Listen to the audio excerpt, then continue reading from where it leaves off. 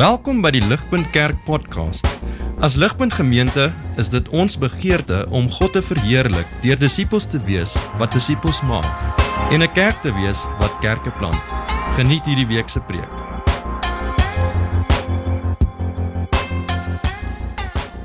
Ek weet nie wat julle op skool geleer het in biologie nie. Ek weet nie wie kan onthou van die lewensiklus van 'n skoenlapper nie. Ek vind dit fascinerend en ek gaan vra dat Fanie dit vir ons opsit op die bord, die lewensiklus van die skoenlapper. Die skoenlapper lê 'n eier. Ek weet nie of julle dit kan sien nie. Kan julle dit al sien wonderlik. Die skoenlapper lê 'n eier. Die eier broei 'n wurmpie uit. Die wurmpie ondergaan 'n metamorfose, dan word dit 'n papie en dan uit die papie uit kom 'n skoenlapper. Dis 'n wonderlike ding. Dis 'n pragtige prentjie. En is deel van God se ontwerp. God het die skoenlapper so ontwerp dat hy eers 'n wurm moet wees en dan 'n pragtige skoenlapper moet word. En die Christenlewe is soortgelyk in 'n sekere opsig en tog totaal anderster in 'n ander opsig. Ons word almal gebore in 'n natuurlike toestand. In daai opsig is ons dieselfde as die skoenlapper se lewensiklus. Ons word gebore in 'n sekere toestand. En ons kan dit die wurmtoestand noem. So ons word gebore in die wurmtoestand en ons kan die wurm Adam noem. So ons word in die Adam toestand gebore. Die groot verskil is die wurm word natuurlik 'n papie en dan 'n skoenlapper, maar dis nie dieselfde gebeur nie noodwendig in die Christenlewe nie. Baie mense sterf in die wurmtoestand of as Adam, in Adam. En nie almal word Joshua die skoenlapper nie. Daar's 'n wonderwerk wat moet plaasvind. Dis nie die natuurlike vloei van dinge nie. 'n Wonderwerk moet in ons harte plaasvind vir ons om die skoenlapper te word. En daai wonderwerk is bekering. Dit is wat God in ons harte doen wanneer ons tot bekering kom. Bekering is wanneer die Gees in ons inkom en ons kom nuut maak. Ons totaal nuut kom maak. 'n Einde kom maak in ons ou lewe en nuwe lewe in ons kom inblaas en die begin van 'n nuwe lewe vir ons word. Nou my begeerte is nie vanoggend om enige iemand te beledig deur te sê ons is gebore as wurms nie. God is baie lief vir Adam die wurm en hy is baie lief vir Joshua die skoenlapper. My punt is eenvoudig dat daar is 'n radikale verskil tussen 'n wurm en 'n skoenlapper. Hulle aard is totaal verskillend. Hulle begeertes is verskillend, hulle harte is verskillend. Dit wat hulle wil hê is verskillend en die manier waarop hulle optree is verskillend. Die harte van skoenlappers en die harte van wurms is verskillend en hulle tree verskillend op. En dieselfde is waar van Christene. Christene se harte is anders. Hulle is nuut gemaak en daarom lewe hulle anders. Vers 24 sê, and put on the new self, created after the likeness of God in true righteousness and holiness. Skoenlappers is totaal nuut gemaak, hulle is anders. Hulle is nie wurms nie, hulle wil iets anders hê. Nou, ek weet nie of enige van julle al ooit 'n wurm sien vlieg het nie. Dit gebeur nie sommer net en sê as 'n voël hom gevang het. En dis nie great nie. So wurms vlieg nie. Hulle het baie pote en so hulle kruip goed. Wurms word nie vol stof as hulle kruip nie, hulle is gebou om te kruip. Maar wat gebeur as 'n skoenlapper wat gemaak is om te vlieg kruip, is hy word vuil en hy kry seer en hy breek. En dieselfde is waar vir Christene. Christene wat lewe soos hulle vorige lewe kry seer en hulle breek en hulle kan nie hulle rol vervul in die samelewing nie. Vandag se teks gaan oor Christene. Christene wat 'n nuwe hart ontvang het en 'n nuwe gees ontvang het, maar wat nog steeds lewe as wurms of as die ou mens. En in die proses bedroef hulle die gees van God wat binne in hulle is. En so ons gaan vanoggend deur die teks werk. Dankie Janine wat vir ons so mooi gelees het. Ons gaan vinnig kyk na vers, as Fanie vir ons daar net die outline kan opsit. So ons gaan 3 punte na kyk. Ons gaan in vers 17 tot 19 kyk na die natuurlike lewe of die lewe in die vlees. In vers 20 tot 24 die nuwe lewe in die gees en in 25 tot 32 die ou gewoontes wat die gees bedroef. En dit is goed vir ons om vinnig stil te staan en net terug te kyk wat ons so ver in hierdie geesvervulde reeks gehoor het. So in week 1 het Poen vir ons uit Johannes 7 uit gewys dat ons het almal in ons harte, het ons 'n baie diep begeerte. Ons het diep begeertes binne in ons. En daai begeertes kan slegs bevredig word in verhouding met God. Dit is slegs soos wat ons na God toe kom en sy gees in ons hart inkom, wat ons strome van lewende water by God kan ontvang en daai strome van lewende water kan oorloop in ons lewens in. En so ons diepste begeerte is om by God bevrediging te vind. En dit is wat ons kry deur die werking van die Gees in ons lewens. Wanneer ons die Gees teenstaan, dan bedroef ons die Gees en dan ervaar ons nie daai strome van lewende water in ons verhouding met God nie. Verlede week het Koen vir ons gewys in Efesiërs 3 en 5 dat die uitstorting van die Heilige Gees in ons harte is 'n eenmalige ding. Dis 'n eenmalige nuutmaak. Maar wat ons nodig het is 'n daaglikse vervulling om in pas met die Gees te kan wandel. Ons is daagliks het ons 'n vervulling nodig vir ons om werklik 'n geesvervulde lewe te kan lewe. En as ons sistematies deur die boek van Efesiërs gewerk het, is daar 'n klomp goed wat ons sou gesien het oor die werking van die Gees, maar ek wil net 3 goedes vir ons uitlig wat baie belangrik is om vandag se teks te verstaan. So die eerste ding wat ons nodig het om te verstaan van die werking van die Gees in die lewe van 'n Christen is in Efesiërs 1 vers 13 en 14. So Efesiërs 1 van vers 13 tot 14 sê ons is geseël deur die Gees. In him you also, when you heard the word of truth, the gospel of your salvation, believed in him, were sealed with the promised Holy Spirit, who is the guarantee of our inheritance until we acquire possession of it, to the praise of his glory. So die Gees seël ons vir God. Die Gees maak ons almal saam die tempel van God waar hy deur sy Gees dwel. Efesiërs 2 vers 22 sê, in him you also are being built together into a dwelling place for God by his Spirit. En derdens sien ons in Efesiërs 4 waarmee ons vanoggend besig is, vers 1 tot 3, dat die Gees ons saambind. Die Gees bind ons met band van vrede. So I therefore, a prisoner for the Lord, urge you to walk in a manner worthy of your calling to which you have been called, with all humility and gentleness, with patience, bearing with one another in love, eager to maintain the unity of the Spirit in the bond of peace. 'n Klomp Christene saam vorm 'n kerk waar God deur sy Gees in hulle midde is en 'n band van vrede rondom hulle sit wat dan sy goedheid teenoor die wêreld demonstreer. Ons is God se tempel op aarde soos wat hy deur sy Gees in ons midde woon. Nou ek het dit nie geweet nie, maar weet enige iemand wat mens 'n groep skoenlappers saamneem? Is nie 'n skool nie. 'n Groep skoenlappers saam is 'n kaleidoskoop. Mens noem 'n groep skoenlappers saam 'n kaleidoskoop van skoenlappers. En ons het 'n paar jaar terug het ons in Clarence al in die berge het ons 'n kaleidoskoop van skoenlappers gesien. Dit is 'n asemrowende gesig. Dit is reg pragtig. En dit is wat God ons geroep het om te wees. Ons is veronderstel om 'n kaleidoskoop van God se goedheid teenoor die wêreld te wees, soos wat sy werk in ons lewens oorvloei in ons lewens. Ons is 'n kaleidoskoop as God se mense saam van God se goedheid.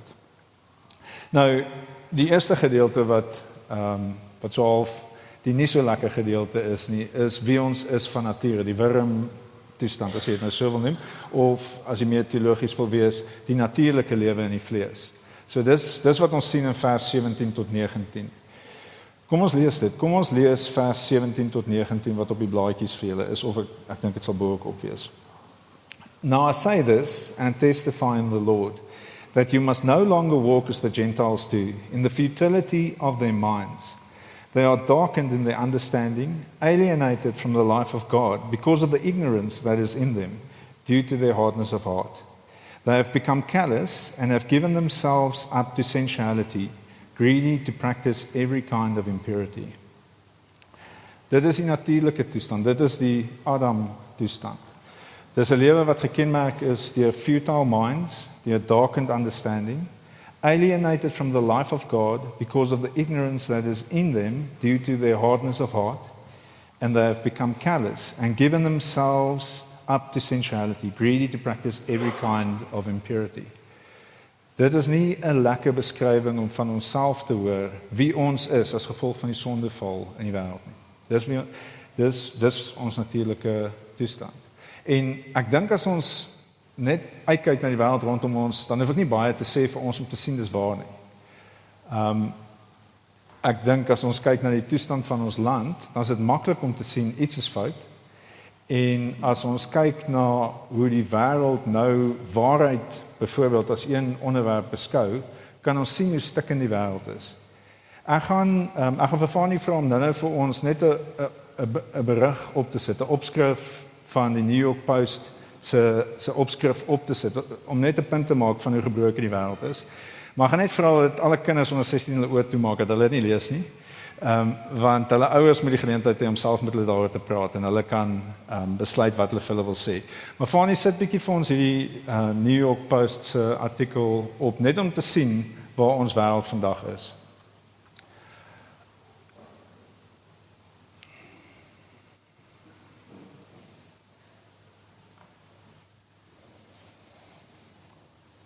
Kan julle dit sien? Okay, vir die wat dit dalk te vinnig was, is 'n man wat homself totaal misgedra het, hy het sy krag gebruik teenoor vrouens, hy is skuldig bevind. En hy het toe gesê, sorry, ek identifiseer van nou af as 'n vrou. Die ironie van die hele ding is, die skrywer van die artikel is teen hierdie absurdheid, maar hy is te bang om te sê dis 'n man wat sê hy's 'n vrou, hy sê die vrou. Hy praat ook van die vrou wat nou in 'n vrouetronk is omdat hy identifiseer as 'n vrou. Hoe belaglik is 'n wêreld wat sy rug op God draai? Dit is waar ons eindig. Dis 'n mensdom wat hulle rug op God draai en dis waar ons eindig. Dis een voorbeeld van wat gebeur as ons harte verhard teenoor die waarhede van God, waar ons op die einde eindig.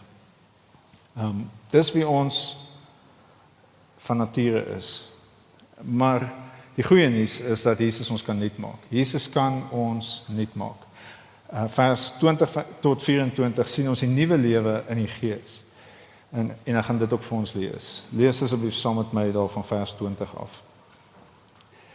But that is not the way that you learned Christ, assuming that you have heard about him and were taught in him, as the truth is in Jesus, to put off the old self, which belongs to your former manner of life, and is corrupt through deceitful desires, and to be renewed in the spirit of your minds, and to put on the new self, created in the likeness of God, in true righteousness and holiness. Die nuwe lewe in die Gees is radikaal anders, is totaal anderster. Dis nie net 'n beter weergawe van die ou nie, dit is herskep in God se geregtigheid en in sy heiligheid. Dit is wie ons is wanneer die Gees binne ons woon. Hy vernuwe ons denke en hy vernuwe ons gedrag en dit maak dat ons anderste is. 'n kenmerk van die ou lewe is harte van klip.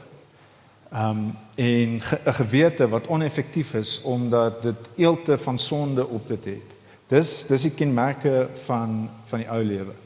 Die belofte van die nuwe verbond wat ons ontvang as nuwe verbond gelowiges is totaal radikaal anders. Ek gaan net vir ons lees wat die belofte was wat ons alreeds ontvang het as ons geloof in Jesus is in Jesegiel 36 vers 26. Jesegiel 36 vers 26 sê, and I will give you a new heart and a new spirit I will put within you. I will remove the heart of stone from your flesh and give you a heart of flesh. Romeine praat oor dieselfde idee. Hy praat van die nuwe lewe in die Gees in Romeine 8. En ek gaan net vir ons nog 'n paar versies lees om vir ons die volle idee te gee van hoe die lewe in die Gees lyk, die nuwe lewe wat ons het. Romeine 8 vers 5 sê, for those who live according to the flesh set their minds on things of the flesh, but those who live according to the Spirit set their minds on things of the Spirit.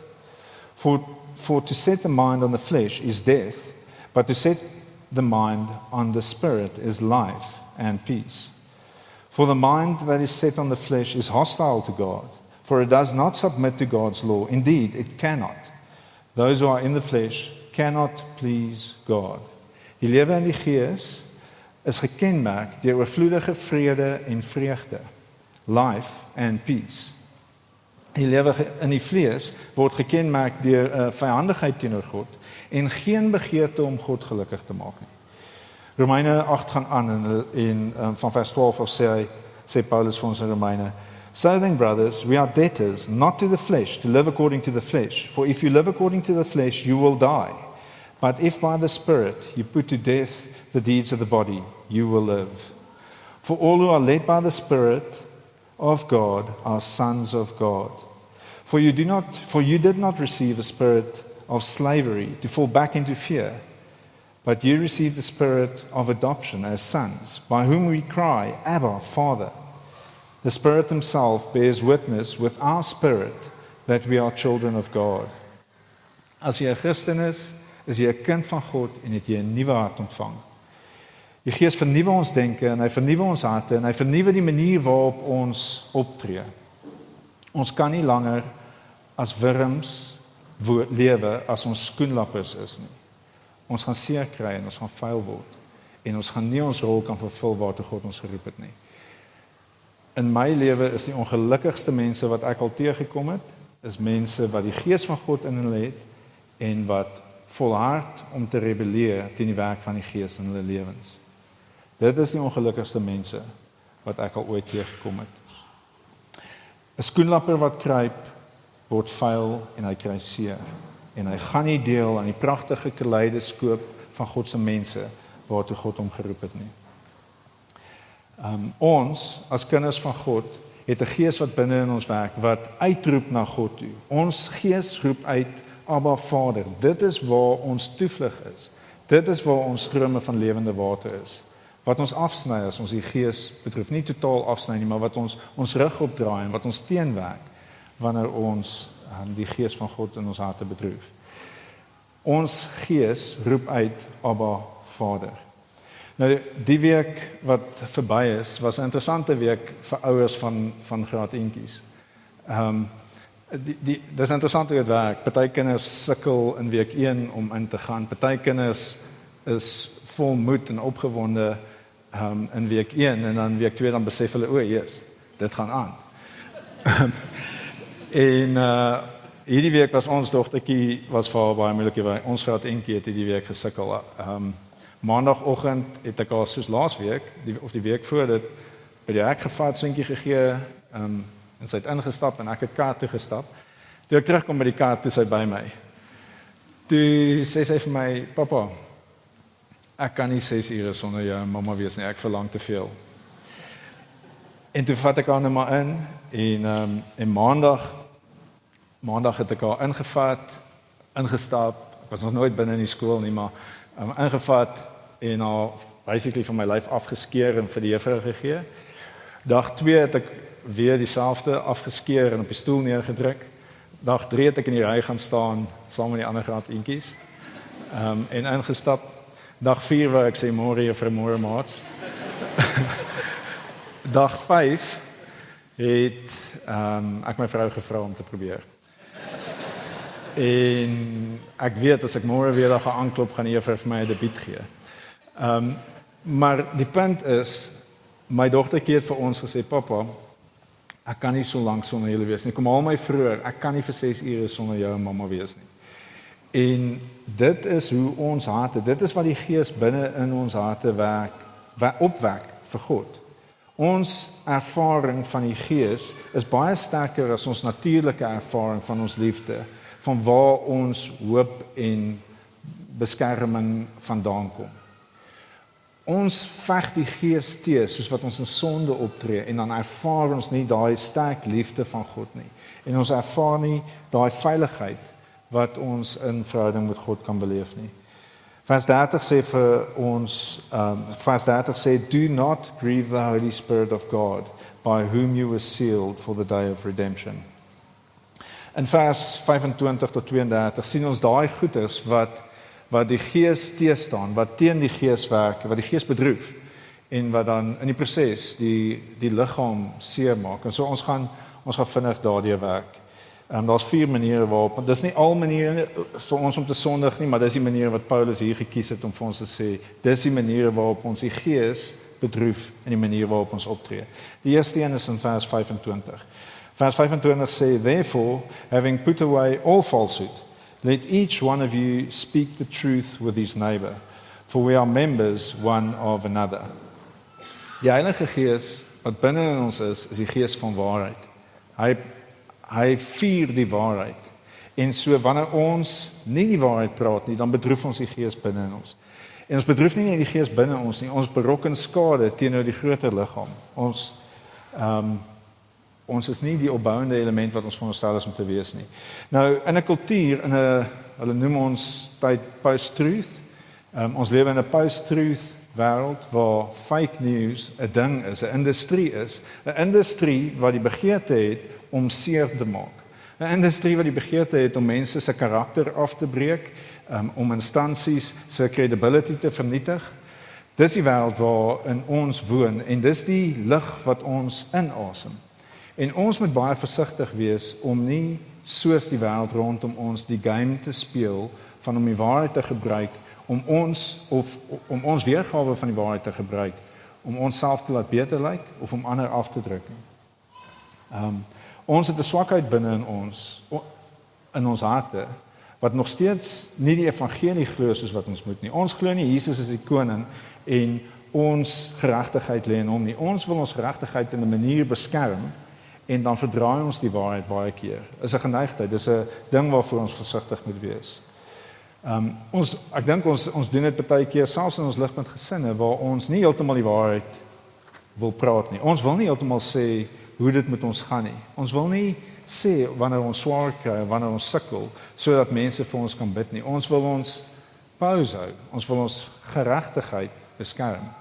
En in die proses ontneem ons onsself van die liefde van God wat deur mense in ons harte ingepraat kan word. Ons ontneem onsself van die gebed van ander mense vir ons. En ons ontneem die mense rondom ons van die geleentheid dat die Gees deur hulle kan werk en ons kan help. En so ons ligpunt gesinne is 'n plek waar ons die waarheid in liefde kan praat en kan hoor. Ek dink baie keer gebruik ons as Christene ook hierdie verse as 'n verskoning om gemeen te wees met die waarheid. Ons hoor dit en ons sê ons gaan in die naam van waarheid, het ons 'n lisensie om mense 'n klein bietjie by te kom.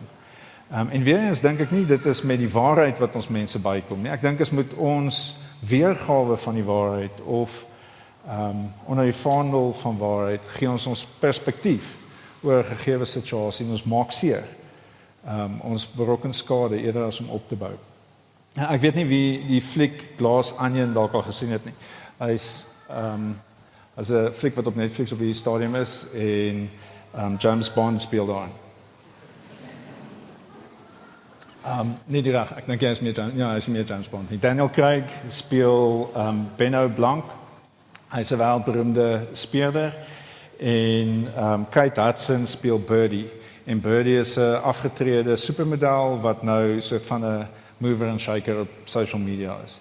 En wanneer hulle twee met mekaar gesels in die film, dan sê sy op 'n stadium, sê sy vir Benno Blanc, sê Birdie, I'm a truth teller and some people can't handle that. En dan sê hy vir hy antwoord hy sê, it's a dangerous thing to mistake speaking without thought for speaking the truth. Birdie is gemaklik met haar weergawe van die waarheid. Sy is totaal onsensitief vir die feit dat haar waarheid nie gebaseer is op die feite nie. Haar waarheid is eenvoudig gebaseer op haar opinie. Sy glo haar opinie is waarheid. En hy sê dit is 'n baie gevaarlike ding. En dit is 'n gevaarlike ding in ons samelewing. Dit is 'n baie gevaarlike ding vir ons om te glo ons opinie is waarheid. Selfs al is dit nie gebaseer op die feite van die saak nie. As Christene behoort ons sensitief te wees vir die onderskeid. Ons behoort versigtig te wees in die posisies wat ons harte inneem, maar ons behoort ook versigtig te wees in die manier waarop ons met ander kommunikeer.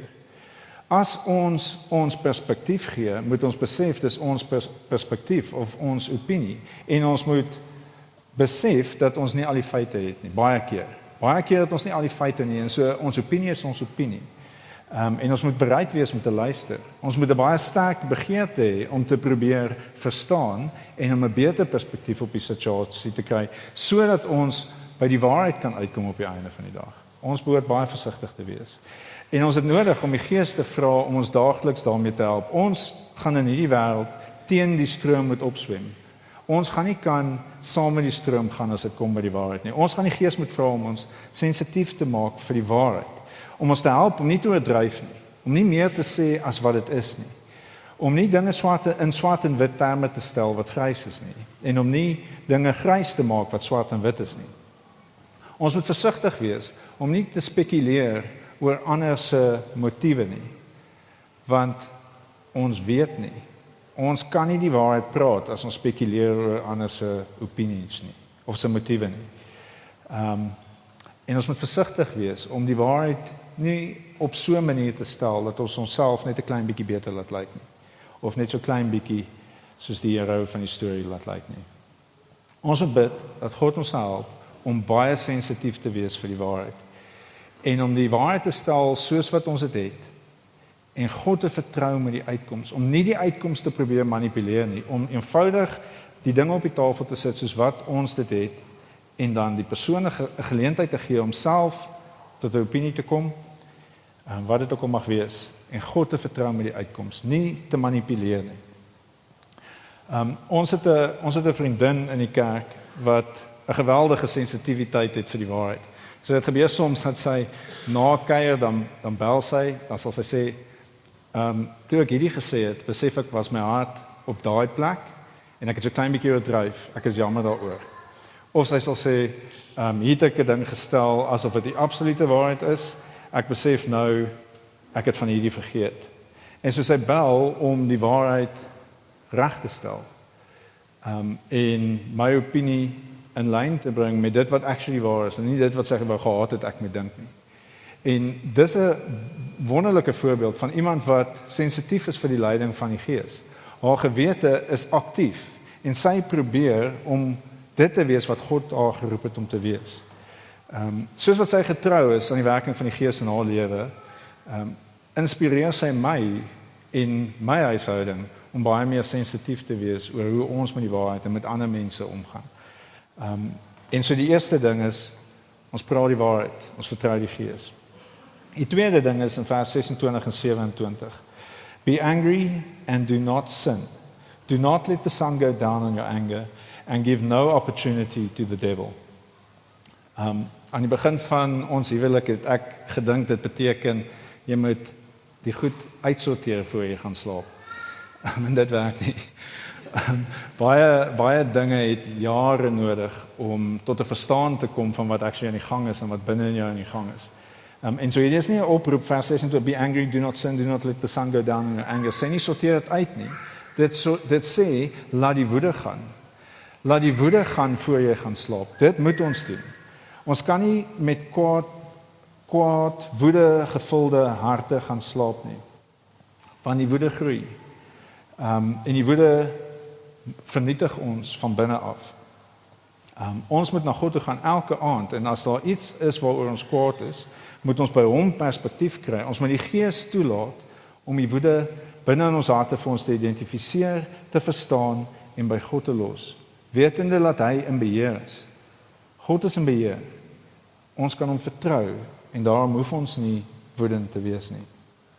Woede wat ons nie laat gaan nie, alle woede is nie sonde nie. So, dis baie duidelik. Alle woede is nie sonde nie, maar sonde wat ons toelaat om in ons harte pos te vat en 'n houvas te kry, lei, en ek oordryf nie, altyd tot sonde. Woede wat 'n houvas oor ons harte kry, lei altyd tot sonde. Dit lei tot sondige gedagtes, dit lei tot sondige woorde, dit lei tot sondige gedrag en op die ou einde lei dit tot bitterheid. Bitterheid is daai toestand. Aristotle beskryf bitterheid as the resentful spirit which refuses reconciliation. Bitterheid het die geneigtheid om oor tyd deel van ons identiteit te word. Dit kry so houvas oor ons dat dit voel asof ons lewe nie meer sin maak sonder daardie bitterheid nie. Dit is 'n baie gevaarlike ding. Dit is 'n baie gevaarlike ding om te gaan slaap in die aand sonder om die woede wat in ons hart is te laat gaan. En daarom het ons God se hulp daarvoor nodig. Ons het nodig dat God ons help om woede te laat gaan. Anders te bedroef ons die gees van God in ons harte, want ons ontken God se goedheid, God se soewereiniteit, en ons laat nie toe dat hy ons vernuwe en nuwe mense wees soos wat die gees binne in ons skep nie. Ons kan nie alles uitsorteer voor ons gaan slaap nie, maar ons kan God vertrou en hom en ons woede by hom toelaat. Dit is hoe die geloofslewe lyk. Is om God te vertrou dat hy in beheer is, en daarom kan ons die woede laat gaan. Vir ons om 'n gemeenskap van genade te wees, het die Gees nodig om kragtig binne in ons te werk. Ons het nie binne in onsself die vermoë om die vrugte van die Gees altyd uit te leef nie. Die Gees moet werklik binne in ons werk. Vir ons om hoe heb ek die vrugte van die Gees? Liefde, blydskap, vrede, geduld, vriendelikheid, goedheid, getrouheid, sagmoedigheid en selfbeheersing. Dis nie die dinge wat ons by onsself kan aanwakker op 'n gereelde basis nie. Ons het nodig om na God toe te gaan. Ons het nodig om by die fontein van lewe te drink, dat hierdie dinge in ons lewe kan oorvloei. En as ons woede in ons harte koester, dan kan dit nie gebeur nie. Dan bedroef ons die Gees binne in ons. En so ons het nodig om God te vra om ons te help om woede te laat gaan. Vers 28, die derde een, daar's net 4, so ons is amper daar. Die derde een is, let the thief no longer steal, but let him rather labor, doing honest work with his hands, so that he may have something to share with those in need. Nou weer eens, ek dink nie enige iemand beplan om te steel wat vandag in die vertrek is nie. Ek sal baie verbaas wees as enige iemand besig is om te dink, hy gaan sy middagete by Woolworths kry na kerk sonder om te betaal. Ek twyfel of dit is hoe ons funksioneer as mense in die vertrek. Maar ek dink tog, daar's dinge waarvoor ons versigtig moet wees. Daar was 'n paar jaar terug, seker 10 jaar terug, was daar algemene hardheid wat ek beleef het onder Christene in ons harte, as dit gekom het by musiek en video's. Dit was amper aanvaarbaar om pirate musiek en video's op je rekenaar te hê. Dis diefstal waarvoor ons harte verraad was. Gelukkig is daar nou Netflix en iTunes en so aan wat stream, so ons hoef nou nie meer musiek te steel en video's te steel nie. Maar die punt is, daar's sekere goedes wat selfs Christene voor onsensitief is, wat die Gees nodig het om ons harte weer sag te maak. En ek dink wel, een van daai areas waar ons in die vertrek wel in gevaar is as dit kom by belasting. Ek dink ons is op risiko baie keer. Ek dink ons is in versoeking om sekere goedes te regverdig, omdat ons dink, ons kan nie die regering vertrou met ons belastinggeld nie, so ons gaan nie ons huurinkomste verklaar wat ons kry nie flat uit nie. Dit is diefstal, dit is sonde, dit bedroef die Gees binne in ons, en ons kan dit nie doen nie. Ons moet daarvan repent, ons moet vra dat die Gees ons sal help, en ons die energie en die vermoë sal gee om dit te stop. 'n verdere manier waarop ons wat binne in die vertrek is,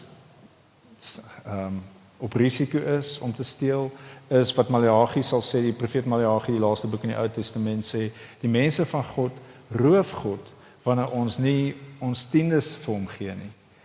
Wanneer ons vertrou in ons tiendes plaas, of in onsself plaas, en nie in God nie, dan roof ons God. En dis iets waaroor ons moet bid. Dis iets wat ons nodig het om oor te bid, dat die Gees ons harte sal sag maak, en dat die Gees ons oë sal oopmaak vir dit waartoe God ons op hierdie stadium roep. Die teks sê baie duidelik, die dief moet nie meer steel nie. Hy moet hard werk, sodat hy iets het om met ander te deel, en dit is waartoe ons geroep word. Vers 29 is die laaste een wat Paulus vir ons gee, in die maniere waarop ons die Gees bedroef deur die gemeenskap skade te berokken. Vers 29 sê, let no corrupting talk come out of your mouths, but only such as is good for building up, as fits the occasion, that it may give grace to those who hear. Nou, ek is so vasgevang in ouerskap, ek kan amper nie praat sonder om oor ouerskap te praat nie. Maar daar is soveel geleenthede elke dag om hierdie mis te kry met ouerskap. Dit is so moeilik dat jou gesprekke altyd opbouend is en dat jy nie net wil terug sê wat jy dink nie. En dis een van daai dinge. Ek het hier geskryf, as jy vir die 50ste keer, en dan besef ek, dis nie vir die 50ste keer nie, as jy vir die 3de keer vir jou kind op 'n dag sê, moenie jou suster afkraak nie, luister haar storie uit en wees bly saam met haar. As jy dit vir die soveelste keer moet doen, ek het dit nie in my nie. Ek het nodig dat die Gees dit binne in my sal aanwakker, om my gesprekke altyd gepas te hê en altyd te laat getuig van genade. Ons het dit nodig, ons het die Gees nodig.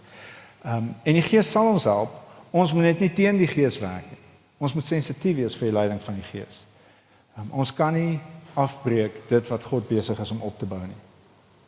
Vir ons spraak, vir ons as gelowiges, is spraak baie naby aan die hart van ons geloof.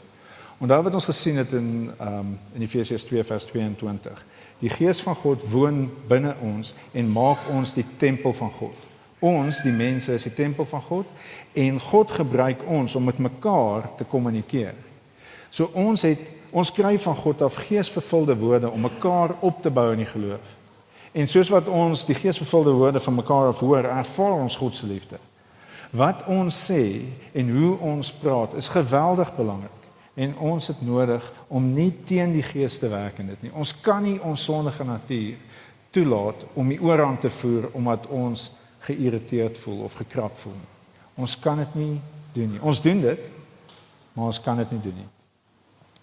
Paulus sê vir ons, hier is wat vir ons die opdrag is in vers 31.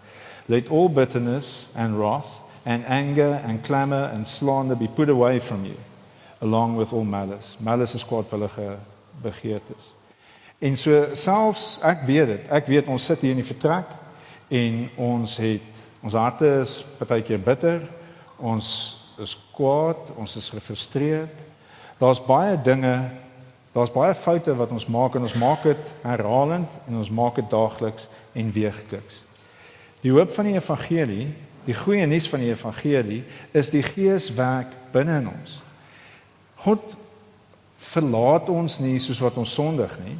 Hy wil hê ons moet na hom toe kom en in hom hoop en by hom die krag vind om anders te lewe, om nie meer ander af te kraak nie, maar die Gees te vertrou en ander op te bou en om ons kinders op te bou, om geduldig te wees en om in liefde die waarheid te praat.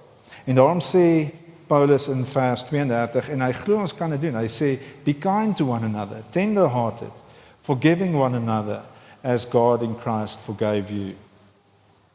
Ek sluit af met 'n storie wat laasweek afgespeel het. Verlede Saterdag het ek 'n pa gesien, en ek kon sien, dit was 'n lang dag in die son, hy het so gesê, en sy kinders was in daai oomblik baie veel eisend. En ek kon sien, hy het gesukkel, maar in my opinie het hy homself baie goed gedra, onder die omstandighede, maar hy het Sondagoggend na kerk het hy gewag, en hy het na my toe gekom en hy het vir my kom sê, ek is jammer, ek wil sê ek is jammer vir wat in my hart aan die gang was op daai oomblik. Ek was woedend. My ego was geskend gewees, ek wou slange vang. En ek is jammer daaroor. En ek het dit nie eens gesien nie, maar hy het geweet dit was in sy hart aan die gang. En ek dink sy kinders het geweet dit was in sy hart aan die gang. En so hy het hom verskoning kom vra teenoor my, hy het hom verskoning gevra teenoor sy kinders, en die Gees het hom vrygemaak van die woede, die Gees het hom vrygemaak van die hartseer, en die Gees wat deur hom gewerk het, het oorgeloop in my lewe in, en in sy kinders se lewe in, en almal het die vrugte gepluk van 'n geesvervulde lewe. En dit gee my hoop. Dit gee my hoop dat dit is wat God in ons kan produseer. Nie 'n perfekte lewe nie, maar 'n lewe wat getuig van genade. 'n Lewe wat getuig van iemand wat weet sy sondes is vergewe en daarom hoef hy nie sy identiteit te kry daarin om reg te wees nie of in sy eie geregtigheid te kry nie. Hy kan sê hy is jammer. En God kan hom herstel en God kan sy vreugde in sy verhouding met sy kinders en in sy verhouding met sy medemens herstel. En so ek gaan net vir ons om af te sluit vers 30 tot 32 lees. Hierdie is wat Paulus vir ons sê, en hierdie is hoe die geesvervulde lewe lyk. And do not grieve the Holy Spirit of God, by whom you were sealed for the day of redemption. Let all bitterness and wrath and anger and clamor and slander be put away from you, along with all malice. Be kind to one another, tender-hearted, forgiving one another as God in Christ forgave you. Dit is die geesvervulde lewe. Dit is waartoe God ons roep. En dit is waarvoor God ons elke dag red. En dis hoekom ons die Gees elke dag nodig het. Kom ons bid saam. Vader, ons dankie vir u genade. Ons dankie dat u geweldig lief is vir ons. Ons dankie dat u nie gefrustreerd raak nie, dat u woede nie oorloop oor ons soos wat ons dit teleerstel nie. Ons dankie dat u woede oor u seun uitgeloop het, dat u al die woede op die seun uitgestort het, sodat ons nou in sy skadu kan staan, sodat ons nou, waar hy in ons plek gestaan het, staan ons nou in sy plek. Dankie vir die vergifnis van sondes. Dankie dat u ons sien soos wat u vir Jesus sien. Dankie dat ons nou met totale vrymoedigheid na u toe kan kom, en dat u elke dag vir ons nuwe krag gee, nuwe lewe gee, en dat daar elke dag vir ons vreugde en vrede by u beskikbaar is. Vader, help ons asseblief om nie teen u gees te werk nie. Help ons asseblief om nie ons vleeslike bestaan 'n houvas in ons lewens te gee nie. Gebruik ons asseblief, Vader. Gebruik ons as 'n gemeenskap om 'n kaleidoskoop van u goedheid te wees. Gebruik ons om u liefde vir ander te kommunikeer, en dat ander sal kan sien, ons is werklik lief vir u, want u is 'n goeie God. U is 'n God wat ons vernuwe. U is 'n God wat ons nuut maak en wat ons u kinders maak. Vader, mag ons harte opreg uitroep, Abba Vader, en mag ons werklik strome van lewende water in ons verhouding met u ervaar. Ons vra dit in Jesus se naam. Amen. Vir meer inligting oor Ligpunt Kerk, besoek gerus ons webwerf op www.ligpunt.com of kontak ons gerus by info@ligpunt.com.